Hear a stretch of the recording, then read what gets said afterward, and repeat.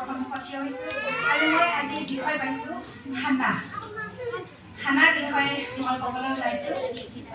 Hannah আমি জানো এজন লোক আছিলে, যিজন লোক আছিল তেওঁৰ নাম আছিলে এলিকানা। তেখেত ইছৰাইলীয়া পৰ্বতীয়া অঞ্চলৰ এজন লোক আছিলে আৰু এই এলিকানাৰ দুগৰাকী তিৰোতা আছিলে, হান্না আৰু পেনিন্না।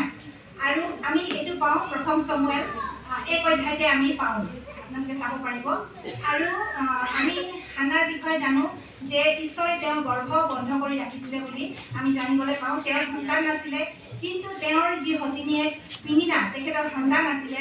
আৰু তেওঁবিলাকে বছৰি বছৰি চিলুক লৈ তেওঁবিলাকে ঈশ্বৰৰ জীৱৰ আগত নৈবেদ্য বলি উৎসৰ্গ কৰিবৰ কাৰণে আহিছিলে। সময়টো বহুতে কম হৈছে নেকি? একেবাৰে ক'বলৈ আৰম্ভ কৰিবলৈ